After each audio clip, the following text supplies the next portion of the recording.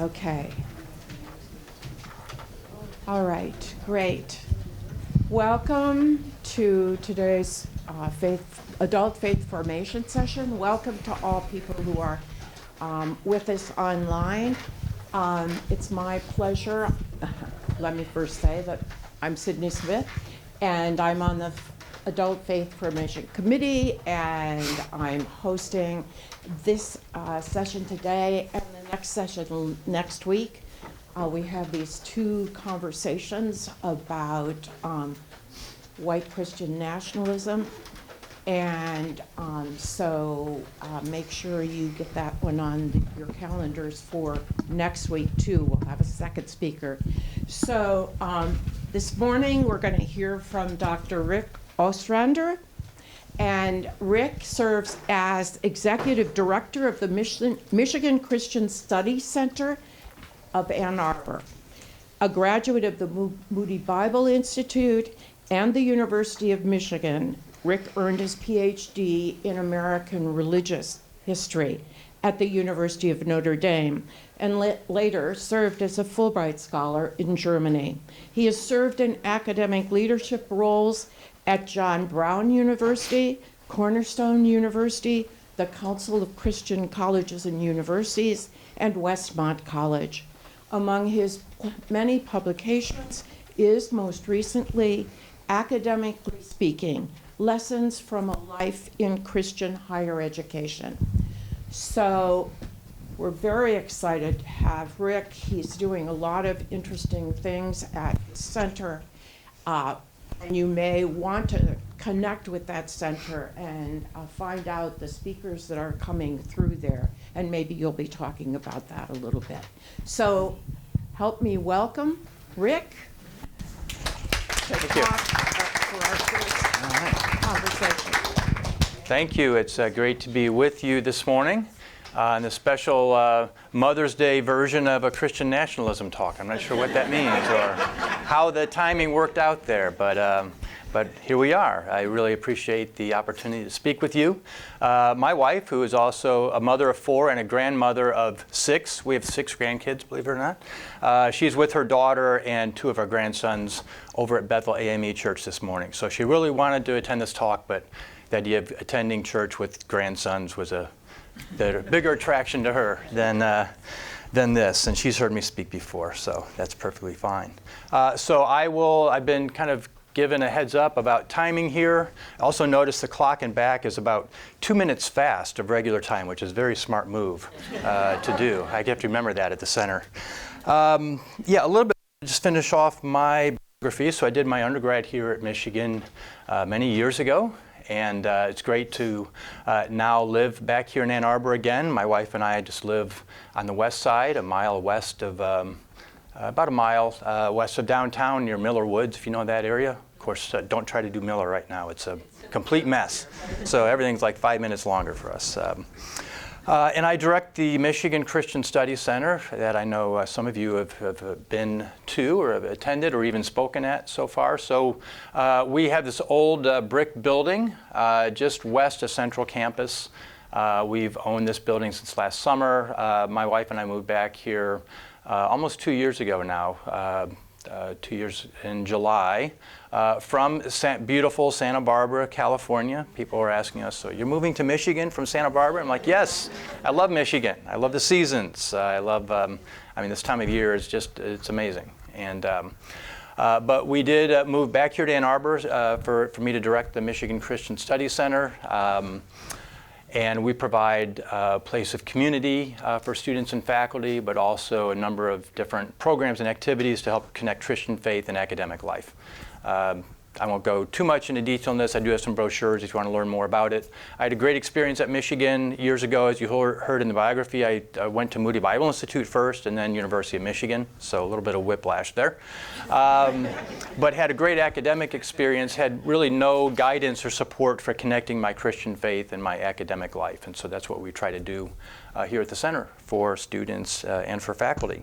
But the topic today is something else. What is Christian nationalism? A few more, I guess, introductory remarks here. First of all, as you heard from my background, I grew up in conservative evangelicalism. My father actually worked at Moody Bible Institute for over 30 years. It's in downtown Chicago. So some of these threads and things looking back now, I can see kind of some of this in my own background. And actually my wife, I was kind of sharing, we were driving back we have a cottage up north, we were driving back yesterday, and I was kind of going over my talk with my wife, and wishing that I had been able to incorporate a photo of my wife Lonnie as she was a child. Her family she's a musician, they would perform in these Christian, I don't even know what it was called, but like these Christian patriotic events, and they would dress up in red, white, and blue, and sing songs of God and the country. And I mean, there's nothing kind of sinister or attempt to a Christian take over the society or anything like that. But looking back, it was interesting to see just how strong this blend of Christian patriotism and Christian faith has really been over time. And that's really what I'm going to talk about. As you heard, I'm a historian, not a theologian. Next week, a friend of mine, Bob Lynn, retired pastor at Knox Presbyterian Church, will be here speaking, and he will do more of a theological assessment, analysis, appraisal of Christian nationalism. What I'd like to do is kind of explain kind of how we got here and where these ideas and these actions kind of came from over American history. Another thing to mention here is that I was actually doing a Zoom call with a supporter in West Michigan last week, and he kind of said, "Yeah, I'm a conservative. I'm a Christian nationalist," and he kind of chuckled. It was kind of an inside joke. It's like the term has kind of become on the right what woke became or has become on the left, is kind of the symbolic term for a lot of different stuff, and people define it in a variety of different ways. So what I wanted to start with is, I guess this, I think, pretty good basic definition of when we say Christian nationalism, what we're talking about here. This comes from actually a scholar a few years ago, the belief that America is and must remain a, quote, Christian nation, not merely as an observation about American history, but as a prescriptive program for what America must continue to be in the future. He goes on, Christian nationalists do not necessarily advocate for theocracy, that is government by Christian leaders or the clergy, but they do believe that Christianity should enjoy a privileged position in the public square. Okay? So lots more can be said about that, and there will be some more analysis next week. Before I go too much further, I did bring, as I mentioned, some brochures. I'm always, doing publicity for the center, but also a few books that I think are really helpful on this topic. Let me start with a book by an Arbor resident, Tim Alberta. Any people know Tim Alberta? Great, yeah. Tim's a wonderful writer. Attends Grace Bible Church. I know him well. He is an evangelical Christian himself. I think he would still use that label depending on how you define it. We'll get into that a little bit later. But this is really an analysis of, as he says, American evangelicals in the age of extremism, the kingdom, the power, and the glory. Kind of an inside look from a journalist perspective at the Christian right movement. More of I guess if you want to go back into, a key question here is, what was America intended to be, or how was it founded? And so this is a historian at the Messiah University, John Fia. Was America founded as a Christian nation? There are a lot of books on this topic, obviously, but I think this is a pretty solid and accurate one. So John Fia. And this other one, this is a book called This Light of Mine, Living Like Jesus in a Non-Jesus World. It's written by a guy named Joseph Stoll. Joe Stoll, he was actually my boss at Cornerstone University years ago. He was president at Cornerstone. But what I like about the book is Joe is himself a conservative Christian who, in his kind of gentle way, trying to kind of move Christians away from anger and this making America great, whatever that actually means, to really reflecting more of Christ-like values. And Joe is, I think, a good, respected voice in conservative Christianity who can do that sort of thing. All right, so what I want to do is, as I mentioned, I'm going to give kind of a very broad brush, fast overview of about 400 years of American history, focusing on this question of how do Christians or how should Christians understand their nation. But to start with, let me start with classic work in theology, H. Richard Niebuhr's Christ and Culture, in which this was written in the mid-20th century. Niebuhr, you might also be familiar with his brother Reinhold Niebuhr, Lutheran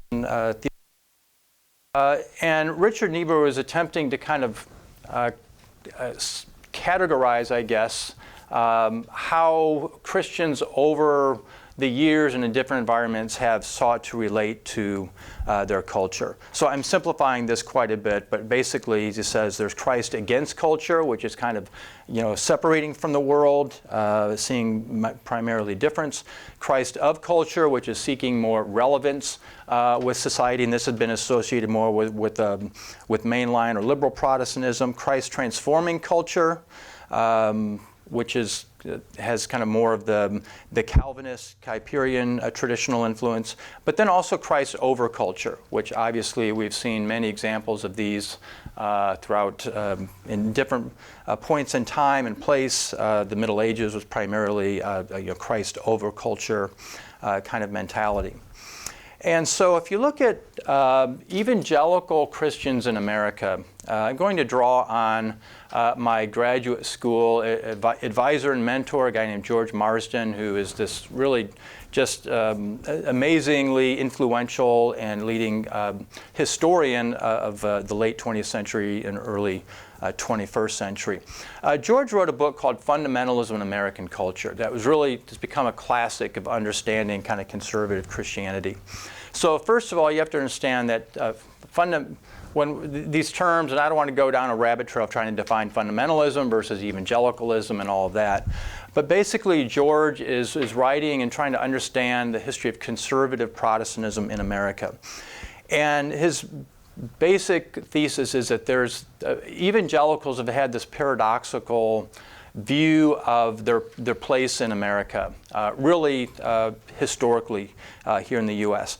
And it's this mix between this view of we are a separate kind of pure community that should be separate from America as a nation. That's the corrupt world, and we separate ourselves from that.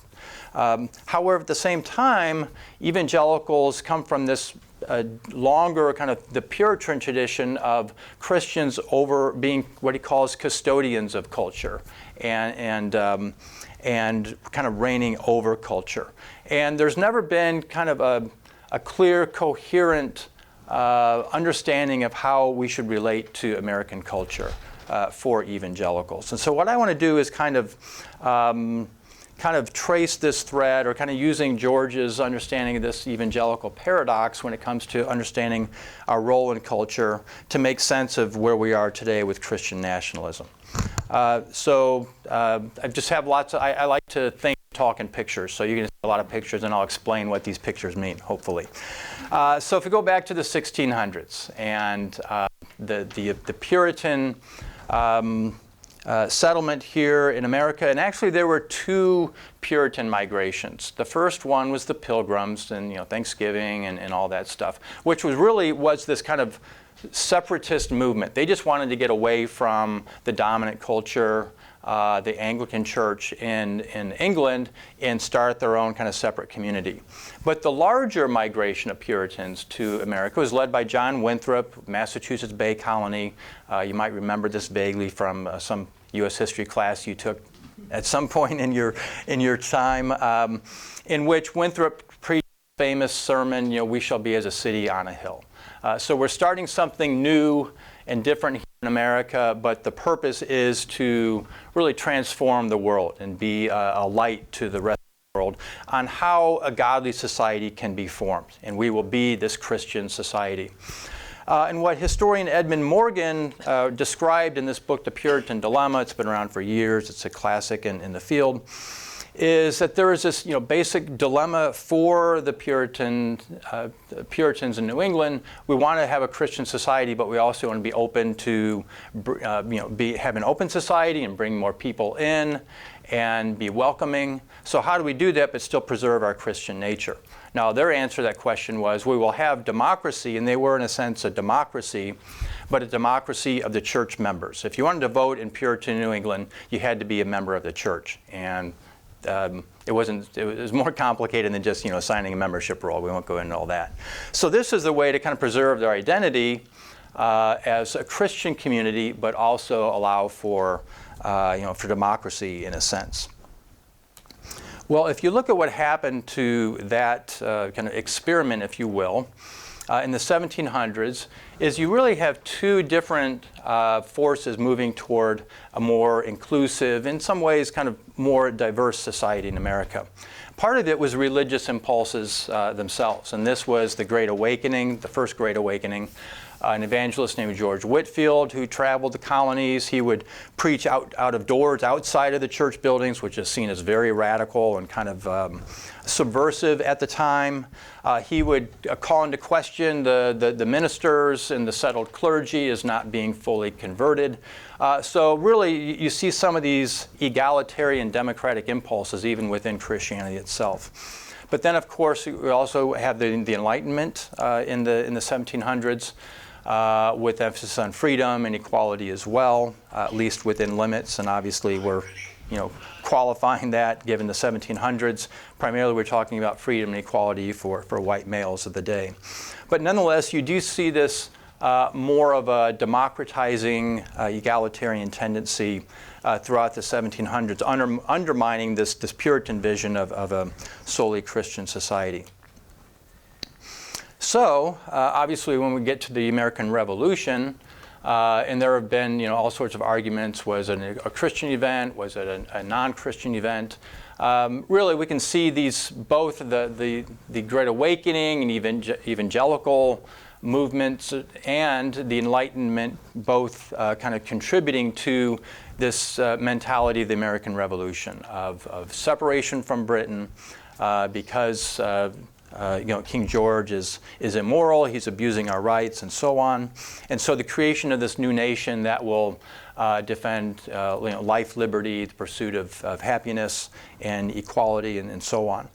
So when you see the Constitution, Bill of Rights, of course, there's this very important clause in the Bill of Rights that Congress will make no law respecting the establishment of religion. And this was coming both from Christian sources and also from Enlightenment sources. Of course, we think about Thomas Jefferson and so on. But keep in mind that the Christians in America were coming from a tradition of having a state church, an established church in England. And that's one of the things that they were working against, is we don't want an established, government-established church here. So this, enjoyed widespread support both from Christians, but also from Enlightenment thinkers and rationalists as well. Okay? So when we move to the 1800s, there's this basically, technically speaking, this is a free society. There is no established religion. However, the reality is that the culture was strongly Christian, and those who were seeking to reform and dominate American culture were doing so both from Christian impulses primarily, but also in ways hopefully to continue to make America more of this city on a hill and a Christian society. So there are a number of Christian reform movements in the 1800s. I'm just highlighting or giving as an example one, the temperance movement, which really began in the early to mid-1800s. We think of Prohibition in the 30s and all that. Well, it has long roots before then. And this was one of many sort of social reforms seeking to not just promote, but in some ways impose certain Christian values, or what they saw as a Christian value, on the broader society. And the reality was, in the early 1800s, one historian has called America in the 1800s the alcoholic republic. They really did drink a lot of alcohol. Part of this is there's simply kind of practical reasons, as I don't want to go too far down this rabbit trail, but farmers, transportation was difficult at that time. So if you were a farmer growing grain, the easiest way to transport and get cash for your crop was to actually distill it into whiskey, which is much more easy to transport, and there's always a strong demand for such things. So, I mean, they're really, it's not just like, these were, prudes wanting to just get rid of alcohol and make sure people aren't having fun on football Saturdays or things like that, but rather, trying to deal with a real social issue and problem, which was alcohol abuse. But nonetheless, there are a number of these sort of social reform movements that were really coming from Christian sources and seeking to really, bring about results. Abolitionism, obviously, is the huge one that develops a little later in the 1800s here. So you have social reform movements, but also the public so-called institutions that are being created during this time are in fact, in many ways, practically speaking, Christian institutions. And this is to go back to my advisor, George Marsden. He wrote another famous book, The Soul of the American University, in which actually there's a prominent chapter about University of Michigan in the 1800s that really kind of illustrates this notion that while these were public institutions, except for Mr. Jefferson's University of Virginia, the reality is they were also quite Christian in many ways. So students in the early days of U of M and other universities would have requirements to attend church on Sundays. The presidents typically were clergy or former pastors. So there was a strong while kind of theoretically public nature to them, they also were in some ways deeply Christian as well. Okay, so this, notion of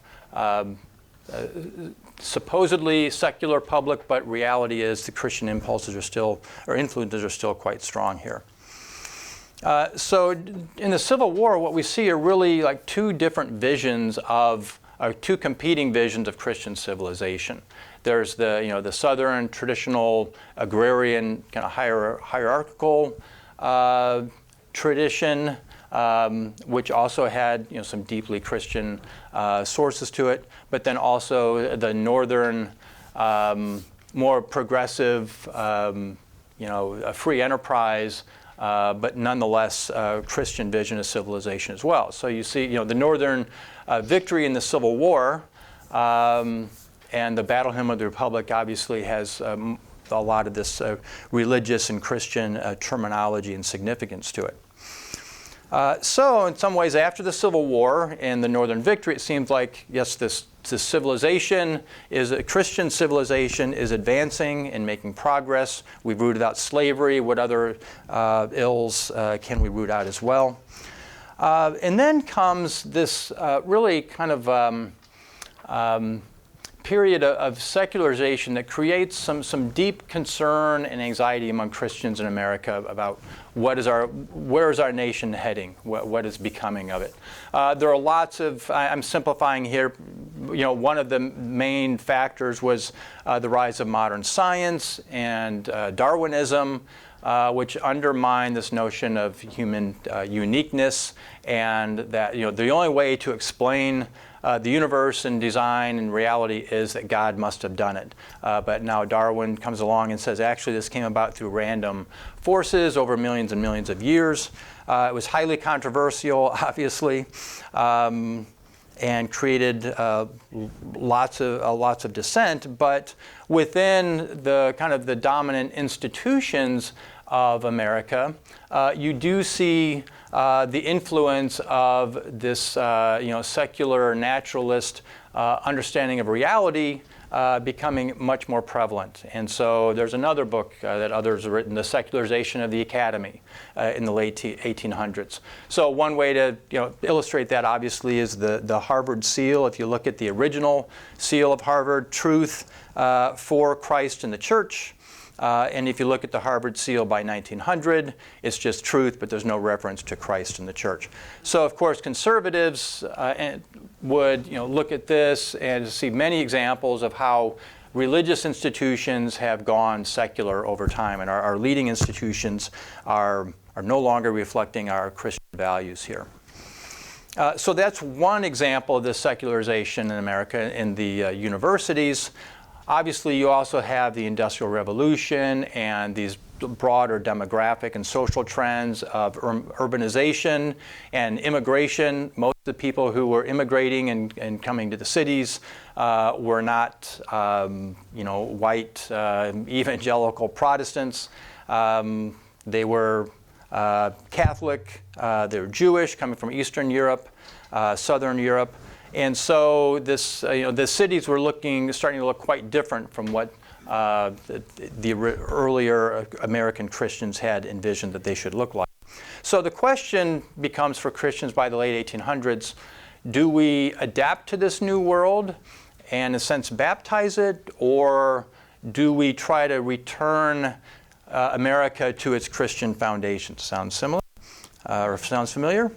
Well, there were two general approaches. I'm talking about mainly among white Protestant, traditional Americans here.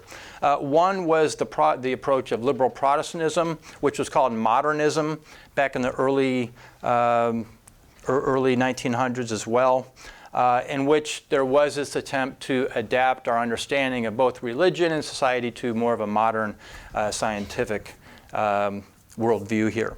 Harry Emerson Fosdick was one leading example of this.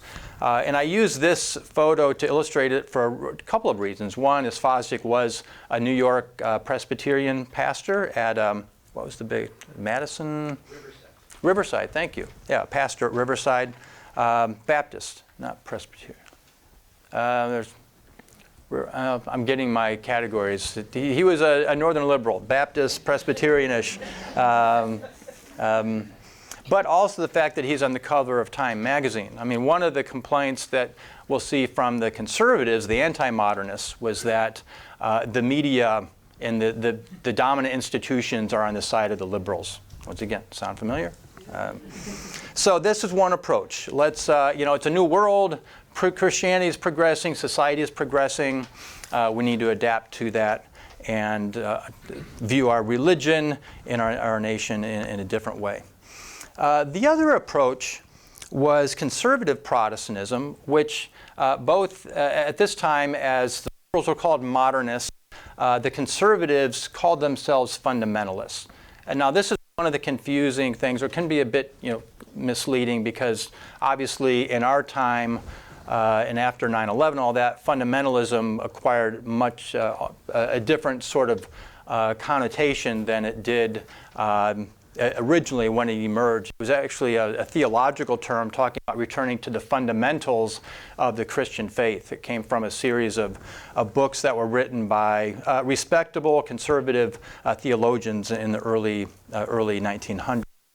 But at any rate, these conservative Protestants really were concerned about what was happening in America and wanting to do something about it. So this cartoon, they did a lot of cartoons, which when you're teaching history classes to students, it's always a good way to teach history, just show them lots of cartoons.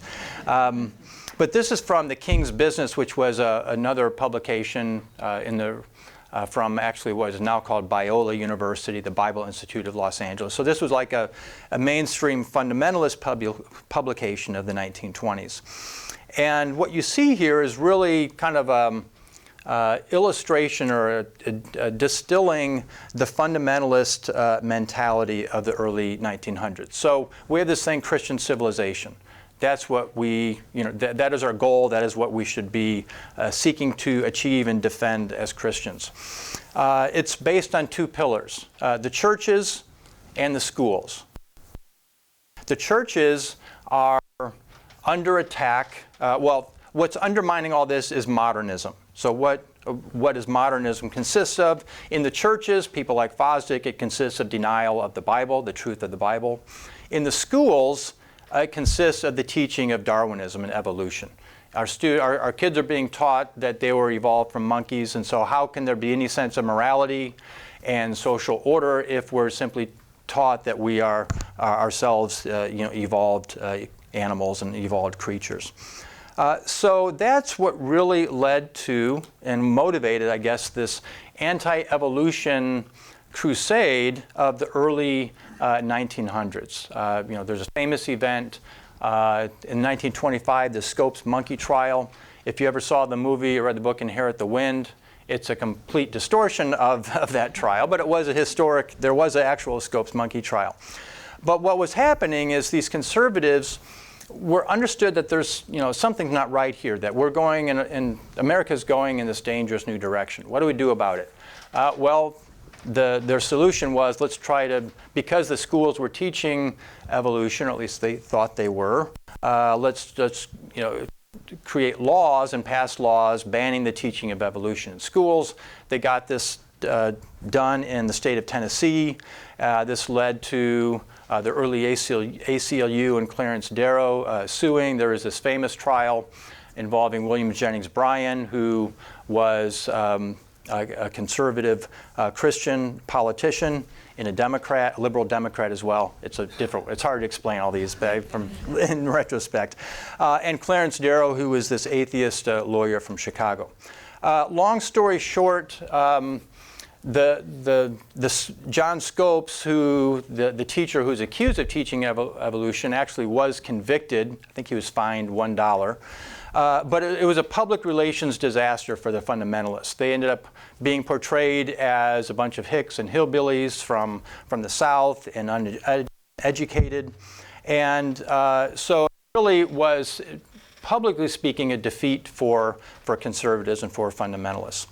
And so what happened is that led to this period of kind of retreat back to the, Niebuhr's Christ and Culture, more of a sense of Christ against culture and retreat from modern American culture.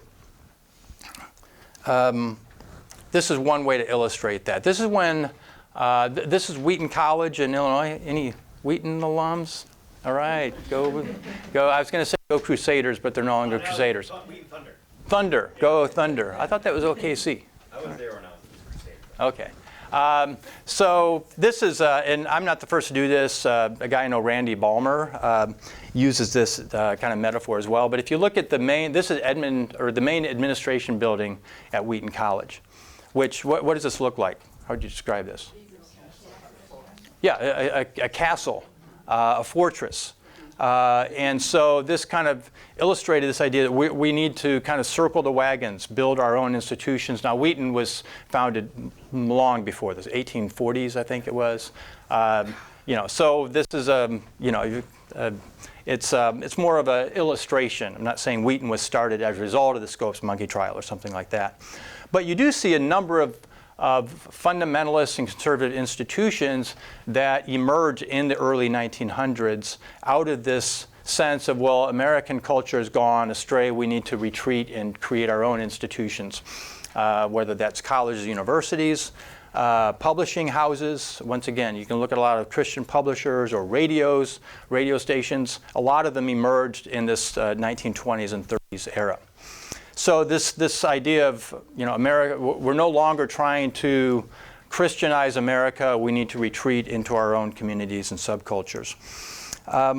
Another reason for this is kind of this theological popular belief today called dispensationalism. I won't go into the details of that, but basically prophecy belief and a focus on the end times. Now, I went to Moody Bible Institute in the 1980s. And this was a very strong part of what we were taught. I was a theology major. In fact, we had a course called Daniel Revelation. in which basically you match up the prophecies in Daniel with their fulfillment in Revelation and conclude that we're about on the verge of the end times. It's all going to end pretty soon.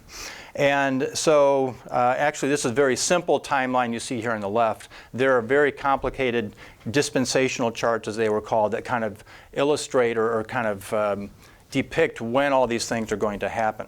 But the basic point of this was that this idea that Jesus is coming back any time now, the rapture. And so our goal as Christians isn't to try to change the world, it's to be ready for the rapture, to leave this world. There's this famous in our little evangelical subculture movie, The Thief in the Night. Anyone else grew up on Thief in the Night? And once again, our Wheaton guy. All right. This would be shown at like summer camps and youth retreats, and just really freaked us out. Basically, it was a depiction.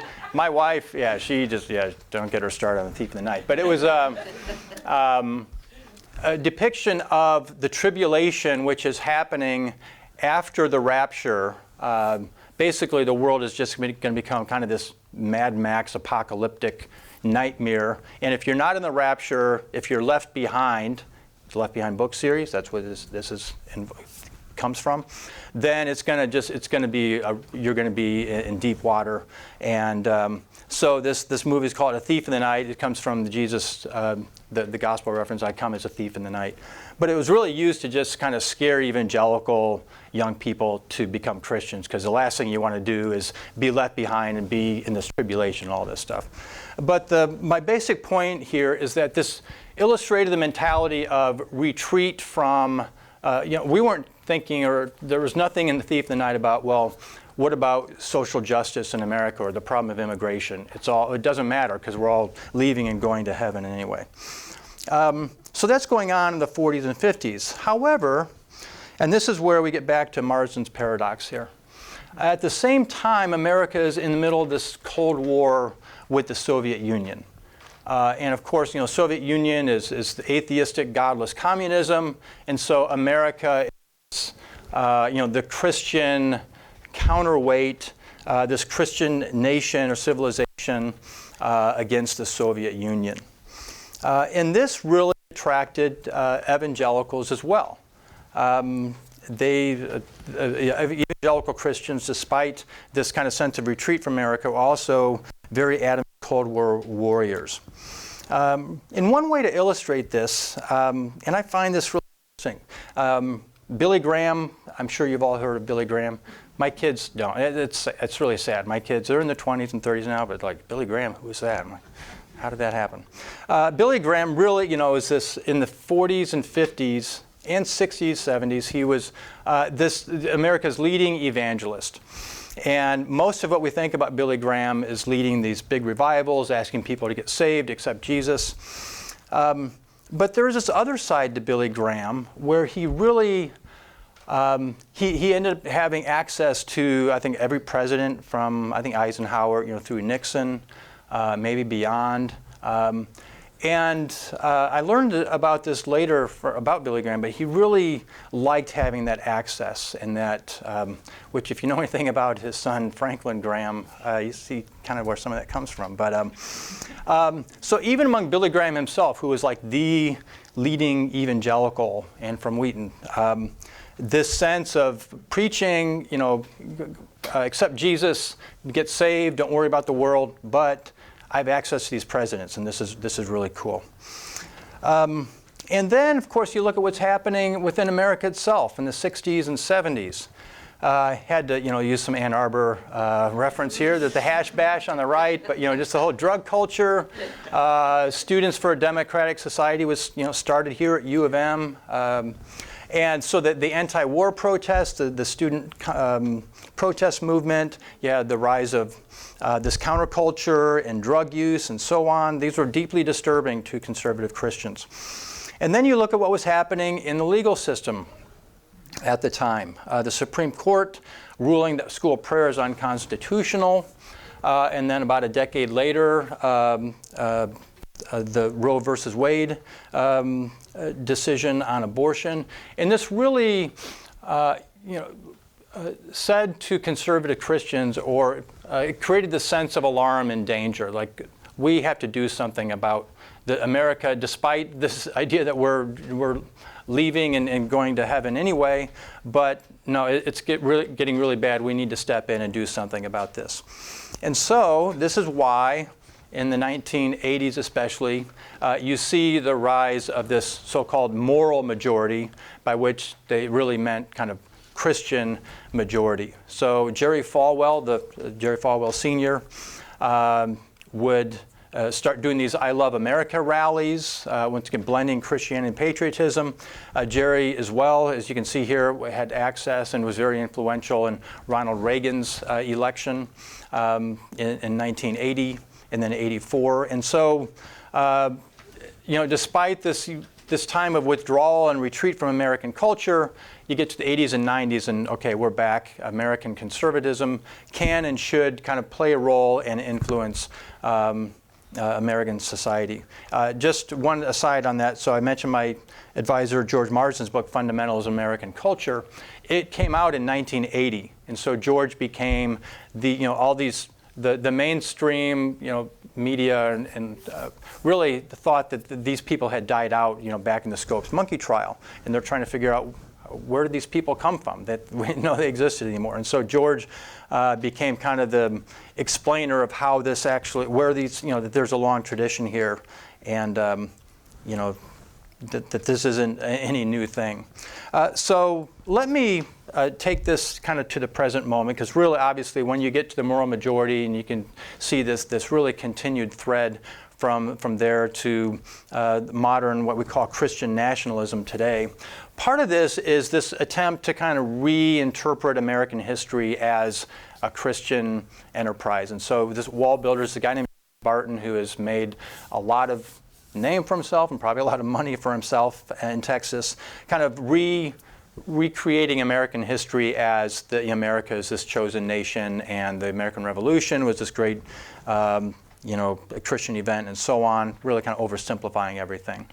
And then if you look at, obviously, the supporters of Donald Trump, so much of his support, 82%, whatever, there's different numbers out there, come from so-called evangelicals who really kind of blended their concern for America with this willingness to support someone who, if you look at it, from an outsider's perspective, this guy does not represent anything that evangelicals historically or theologically have stood for. So how do you explain this other than this sense of we need to reclaim our nation, and Donald Trump is the person who can help us do this?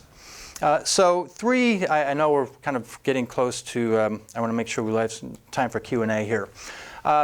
I just want three basic conclusions, then I'd love to hear your questions.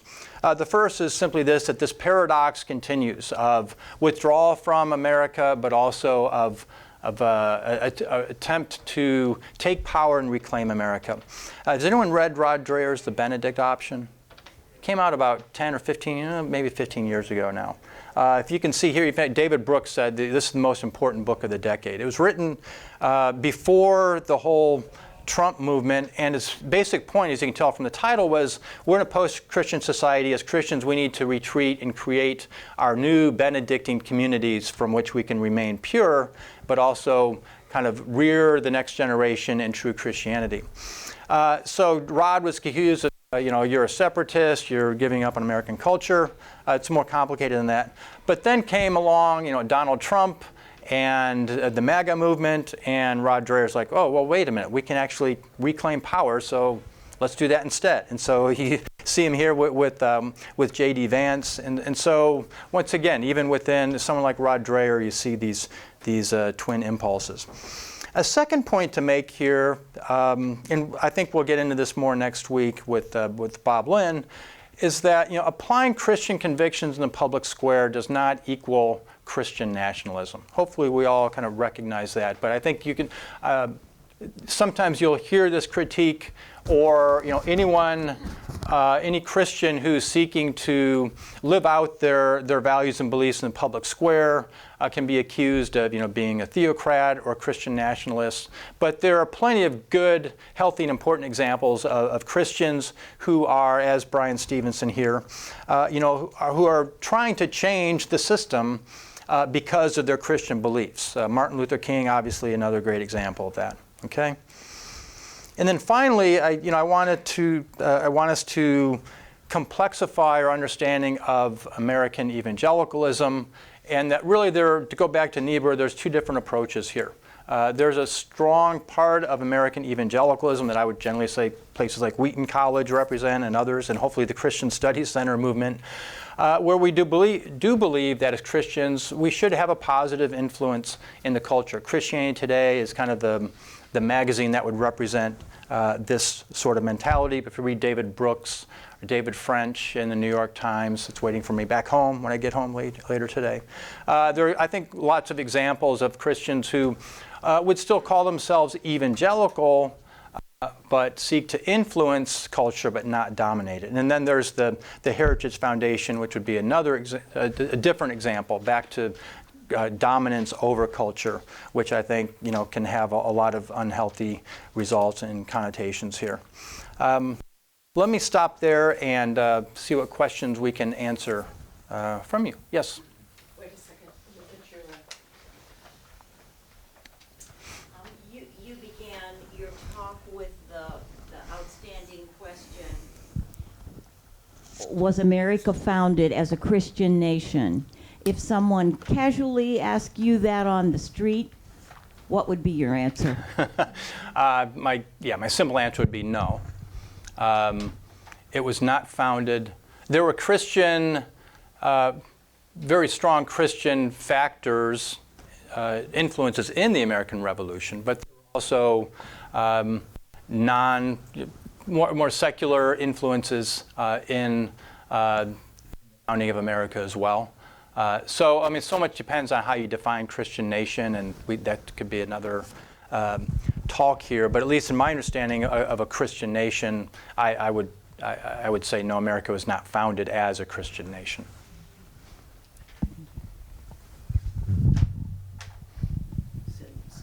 Up front. The percentage of evangelicals who support Trump. It's my understanding that many of people who call themselves evangelicals are not really, church attenders, have not long been members of the evangelical movement. Am I correct in that, or how? Yeah, I think. Yeah, I've got my own here. I think that the evangelical term, if you drill down into that, often another question that people will ask, who will identify as evangelical, is in terms of how frequently do you attend church, or even can you name 4 or 2 of the 4 Gospels or whatever, and they have no idea what you're talking about. It's become in some ways more of a political label than a descriptor of kind of what would be an evangelical. And that's, even defining evangelical, that's obviously a long and complicated process. With the traditional definition of evangelical, at least the one that's been most widely used, is developed by a guy named David Bebbington, who is a British historian in late 20th century as well. But he defined evangelical as someone with a strong sense of the authority of Scripture, so sola scriptura, as opposed to the authority of the church or tradition. Emphasis on the atonement, what they call the substitutionary death of Christ on the cross for sins. Third would be the importance of a personal conversion of experience and accepting that. And the last would be the leading of an active, morally strenuous Christian life. Those 4 traits. And if you look at your typical Trump supporter, I'm not sure how, that would not necessarily line up that closely. And that's why, I mean, there's been a lot of people who used to call themselves evangelical no longer want to use that term because it's been so distorted and politicized. And there's a whole debate within evangelicalism over should we call ourselves evangelical anymore, and people land in different ways on that. If historically, if you use the kind of the Bebington definition, I would say, yeah, that kind of describes me. However, I would, at the Christian Studies Center, and I would rarely use that term to describe myself because the current understanding is a little different of that. So, anyway, yeah.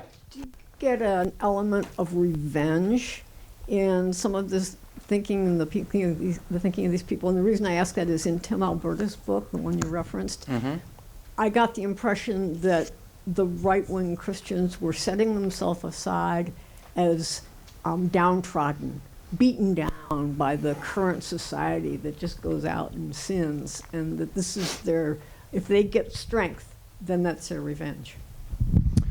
Yeah, I would really recommend Tim's book, and this sense of it's really ironic that that these people, the Christian nationalist movement, has really been motivated by this sense of, or this feeling of powerlessness and of being under threat. And what Trump and his party offer us is a way to deal with our powerlessness, which it's like, from an outsider's perspective, it's hard to see how you would make the case that you were powerless, given just the numbers and the influence. But that's Tim's book, The Kingdom, the Power, and the Glory. His point is that that's what a lot of the political leaders use as their leverage, is create a sense of crisis, that you are under attack and you are disempowered. And if you follow us, we will be able to, return or reclaim your power. I was going to get you in a minute, Nancy. Can I ask a question also? Okay. I wonder if you could say something. You've stayed away from talking about questions of the racial politics and the gender politics of what's going on with the evangelicalism, and I wonder if you might say something about how you see that playing in, kind of historically, but also in the contemporary moment. Yeah. Hopefully we'll get into that more next week, because I don't feel, I'll say something now, but I don't feel really, highly qualified to, both either as a social commentator or a theologian, to speak to that. But it is the case, you do definitely have to, when you say Trump has, 82% support by evangelicals, it's really the white evangelical population that supports Trump. Now, interestingly, as a lot of commentators have noted, his numbers in this election are higher among people of color and other groups, and I believe women. I have to look at that. Was in 2020, but it still is quite low compared to his support by white voters and white male voters especially. So there's a lot going on there, and obviously the support that he received regarding the whole approach to immigration was part of that, and he's really since his first presidency, vilifying the other or the immigrant has been a strong part of Trump's approach. It's interesting that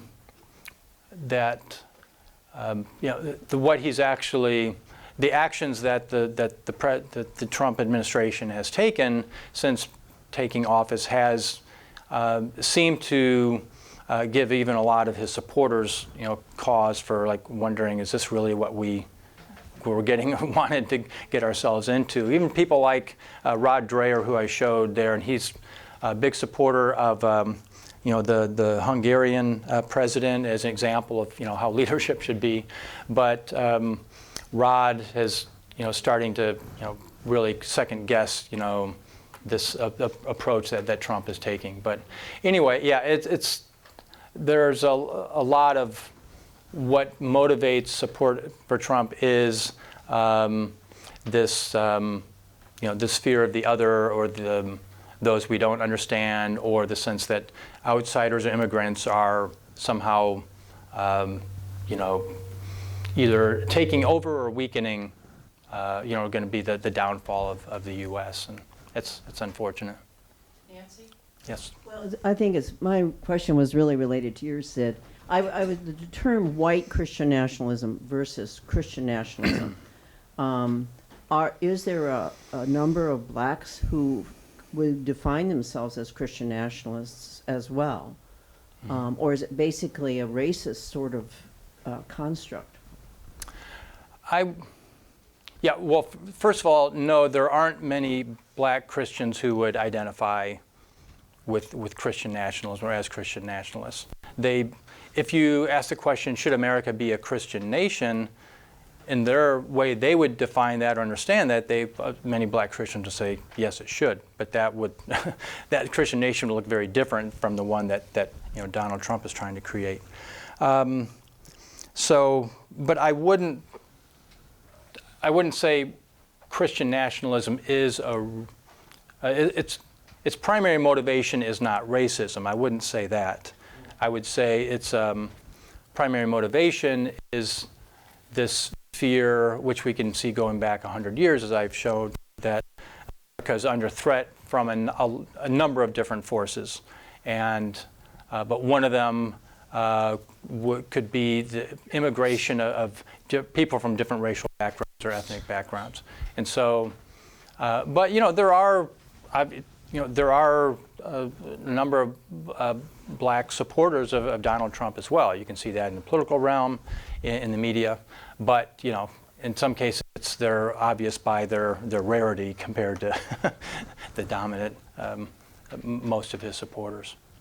Okay, maybe Bill, you want to go? Maybe the last question. It's on. In the mid-1970s, the Word of God movement was very strong, including in Ann Arbor. Has that evolved into, is it still strong? Has it evolved into part of the Christian nationalism movement? I would love to answer that question, but I don't know.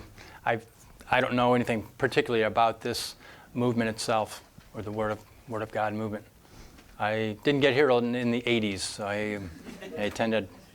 I would say, there are a number of, there have been kind of more independent kind of Christian, even there used to be a term 20 years ago called Christian Reconstructionism, which is kind of earlier form or terminology that kind of bled into Christian nationalism. There have been groups, more isolated groups of Christian nationalists over the past several decades that are now more prominent, but also being kind of brought together in this broader movement of MAGA and Donald Trump that kind of see their causes coming together here. But it's a very simplifying. American Christianity is just incredibly complex, and so anytime you try to do a narrative, you're simplifying the picture quite a bit. I think, was there a... Wait a second. How do Christian nationalists who talk about Sharia law see that as different from Christian nationalism, a theocracy? You mean how they view like Muslim control or influence in other cultures? Why is a Christian-run government okay, but any other religion controlling a government is a great evil? Yeah, well, I think there are some Christian nationalists who would say if there's a country that was founded and Muslims are the dominant majority, they should be allowed to not just influence, but actually be over the culture or the society, and just in the way that Christians should be here in America. To get to this larger question of what we see with Donald Trump and Christian nationalists is almost this, it used to be, one would hope or think that Christians have these universal values of justice and equality and tolerance that should affect our view of the whole world and other cultures. But you don't always see that with Donald Trump, with Christian nationalists. It is more, kind of, in an ironic way, kind of this postmodernist sense of, well, these are our particular values, but what Russia does or what this Muslim country does, it doesn't really matter to us because those are their values or their morals. It's almost this inverse kind of moral subjectivity that you see in Christian nationalism. This will be the last question. Make sure you hold your. Okay, well, I don't. This is for the people on. Oh, okay. Okay, thank you. So, Christian nationalism, there are two words, and our emphasis has been on Christian this morning. But I think about the nationalism part of it, and I wonder whether there's a fascistic element of this so-called Christian nationalism, where the Christianity part of it is almost kind of a happy coincidence for those who would like to assert a kind of minority rule and a kind of, oligarchy and that kind of thing. And so the Christian nationalism is a kind of cover for something which is much more base and much more, purely nationalistic, like we might have seen in Germany in the 30s. Yeah. That's a good point. You have to be, there's a lot of comparisons to Germany in the 30s right now, and some, I wouldn't want to overstate that, but I think there are some reasons to make some parallels there. But I know one of the definitions of Christian nationalism that I didn't use, just to keep things simple, was it really describe it as this is a form of nationalism. It kind of focused on this is a form of nationalism that has Christian Christian appearances or Christian influences, but really at the root there are nationalisms, and this is one particular form of it. And I think what we're seeing, obviously, the fact that this seems to be a trend not just in the U.S. but other parts of the world. Nationalism historically has been just since the 1800s really a very powerful and motivating ideology for a lot of people, and it can take various forms. Right now we're seeing a form that's blended with certain Christian beliefs or assumptions as well. I think we'll say thank you to you. I want to say that you provided us with a very concise and clear historical overview that stretched a long way back. And it's a gift to be able to do that in a situation like this where you only have about 45 minutes. And also that you provided us a kind of library of readings that any of us that want to go on and think about this more will have available to them to read. So thank you also for all your references to the scholars that have been working on aspects of this. So this is a small, but it's your own little plot of land. Thank you. That's beautiful. Thank you very much. Thank you very much. Yeah, well, thank you for coming, and I really enjoyed it.